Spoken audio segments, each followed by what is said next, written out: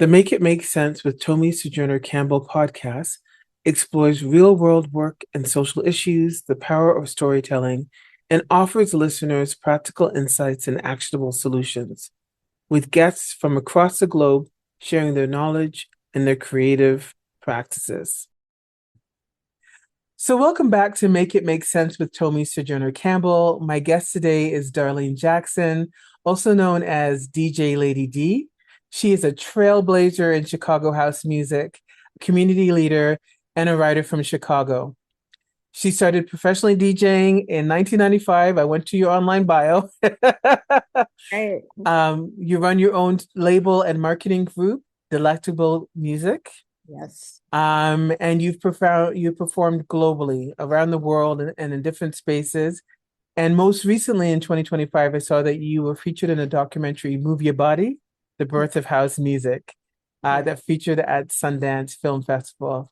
I want to thank you so much for being here, and I look forward to our conversation today.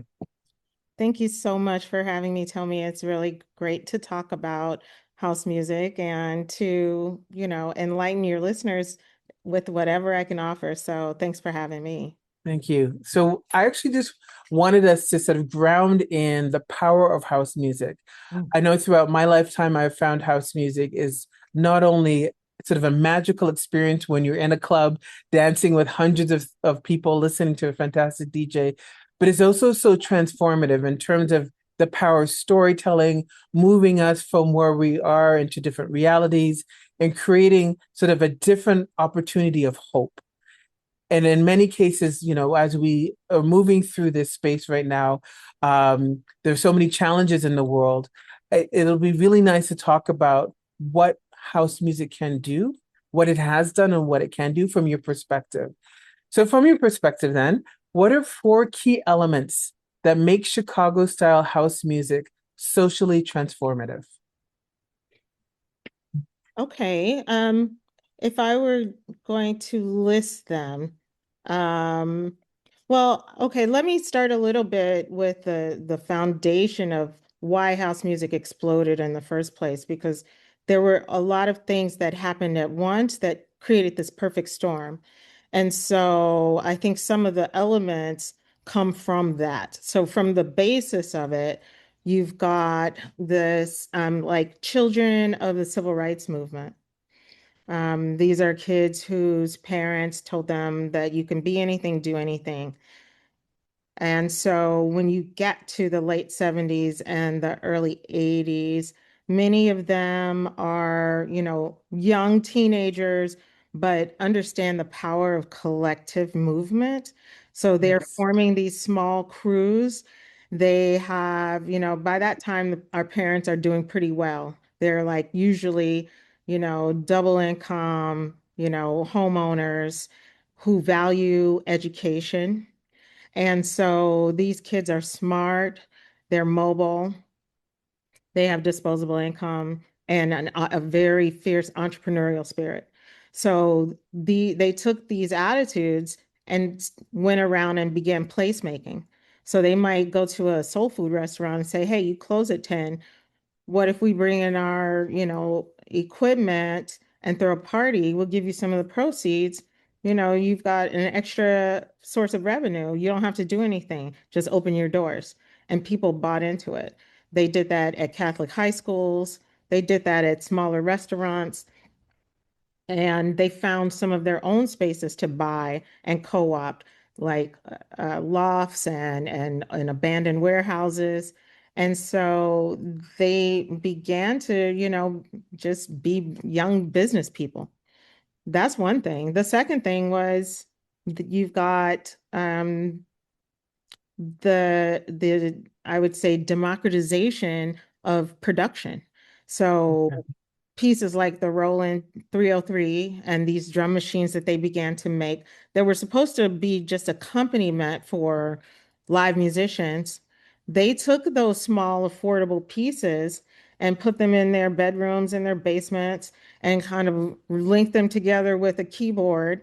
And they began the process of trying to create their own music. So they instantly became music producers, and they were they weren't beholden to the studio system, which said you had to rent out an expensive recording studio, make, bring in all these musicians, spend a ton of money to make a song.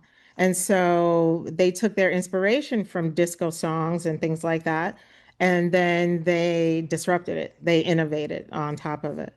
So they were innovative and in these production techniques, but these affordable pieces made that possible. And then you've got the Warehouse and Frankie Knuckles. Frankie Knuckles bringing some of that New York culture to the space here in Chicago gave people a bird's eye view into what it's like to liberate yourself within a space of sound and community. And so the, LGBTQIA plus community who was so used to having to hide themselves, Yeah. but they were creating these very brave and safe spaces for themselves in which to commune. And so the stray kids who got to witness that, they took that culture and the ethos behind the culture of inclusivity, and they put that into expanding what house music could be in these other spaces that they were placemaking at around Chicago. And then you've got the Hot Mix Five. So when music gets on the radio and it's going out to 2 million people every weekend since 1981, and then people are recording those things, and those recordings are becoming your first distribution channels for house music. People are taking those tapes down south with them when they go to visit their cousins, and then the GIs who are going overseas and get, because they've got to go off, for their particular orders. They're taking those tapes with them, and they're taking them, and so. And finally, I would say the last thing is when house music first gets pressed up on vinyl in '84. And once it gets on vinyl, it becomes an export. And so those things, those records being able to go overseas. And then you've got, people who are, I guess, I guess I would say opportunistic, taking advantage of the fact that, here are these kids, they're finally getting their music pressed up. This is like music they've never heard before. And you're getting people making deals with some of these record labels who are here and very established in Chicago, like Trax Records and DJ International. And then, uh, you know, the kids may have been getting taken advantage of. They're signing papers they Mhm. don't know about. They're 16, Mhm. 17 years old. They think it's just great to have a record, but they don't know that their records are now becoming number one hits overseas Okay. until they start calling and say, "Hey, can you be on top of the pops?" They don't even know what's happening, but it did assist in in sort of the distribution network going now from, cassettes and being like, regional and national to now it's overseas and it starts to spread everywhere. So all of those things happen, right? Now, how do why does it become socially transformative, or how do you continue to make house music socially transformative? I think it's those same things, like this inclusivity piece about the dance floor.